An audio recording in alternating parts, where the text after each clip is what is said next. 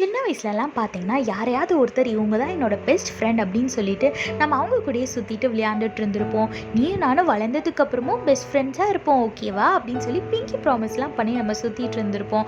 ஆனா வளர்ந்ததுக்கப்புறமும் அந்த டச் அவங்களோட இருக்கா? அவங்க இன்னும் நம்ம பெஸ்ட் ஃப்ரெண்ட்ஸா இருக்காங்களான்னு பார்த்தீங்கன்னா, கிடையாது. ஒரு சிலர் மேபி இருக்கலாம். ஆனா எல்லாரும் அப்படி இருக்கிறது கிடையாது. மேபி அவங்க சின்ன வயசுலேயே ஸ்கூல் மாறி போயிருக்கலாம், இல்லை நீங்கள் வீடு மாறி போயிருக்கலாம். அந்த மாதிரி ஏதாவது ஒரு காரணத்தினால அவங்க கிட்ட இருந்து ஒரு டச்சே இல்லாமல் போய் ஒரு சிலருக்குலாம் அப்படி ஒரு பர்சன் நம்ம லைஃப்பில் இருந்தாங்களான்றதே மறந்து போயிடுற அளவுக்கு ஆயிருக்கும். இதே மாதிரி தாங்க நம்மளோட வாழ்க்கையில் நிறைய பேர் நம்மளோட லைஃப்பில் வருவாங்க. ஆனால் யாருமே பெர்மனண்ட்டாக நம்ம கூட இருக்க போகிறது கிடையாது. இவங்க தான்ப்பா நம்மளுக்கு ரொம்ப நம்பிக்கையானாலும், இவங்க எப்போவுமே நம்ம கூட இருப்பாங்கன்னு ஒரு சிலரை நினைப்போம். ஆனால் பிரச்சனைன்னு வரும்போது, நம்மளுக்கு ஒரு தேவன் வரும்போது நம்மளை டீலில் விட்டுட்டு போயிடுவாங்க.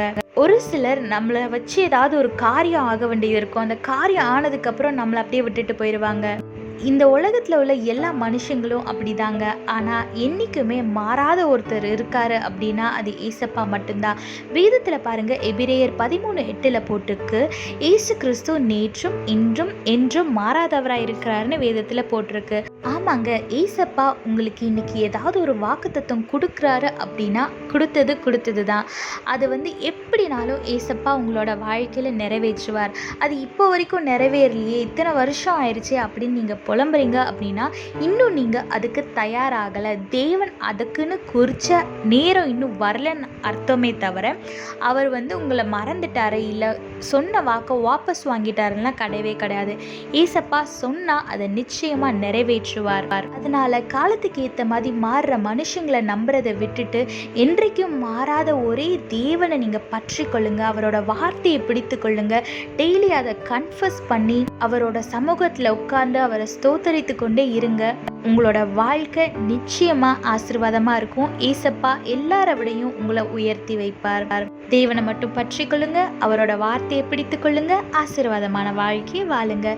கர்த்தர் உங்களோடு கூட இருந்து உங்களை ஆசீர்வதித்து பாதுகாத்து வழி நடத்துவாராக. ஆமீன். We all had that one friend in our childhood who was very close to us, and we might even have pinky promised with them that even if we grow up we should be best friends. But now you're all grown up.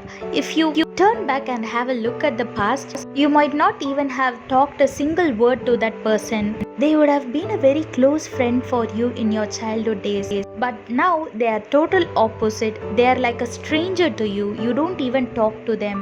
Likewise, in our life many people will come and go. No one is permanent, and some people come to you and become your friends, and if there is a bad situation and you're asking them for any help, they will just leave you and they will go away. Some people will come in your life just to use you, and when their work is done they will leave you. But the only person who never changes and who is always there for you is our Lord Jesus. Look what the Bible says in Hebrews chapter 13 verse 8. Jesus Christ is the same yesterday and today and forever. Yes, he is unchangeable. He will never change. If he has given a promise to you, he will definitely make that promise to happen. You might think it has been years and nothing that God has promised has happened in my life.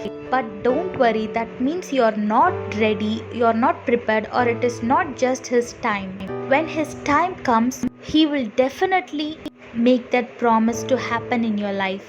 So don't worry about anything and stop trusting the people who changes like a season in your life, and start to trust the Lord who never changes. Hold on to him, hold on to his words. He will definitely bless you more than anyone. So trust our Lord, hold on to him, and live a blessed life. God bless you all. Have a blessed day. Amen.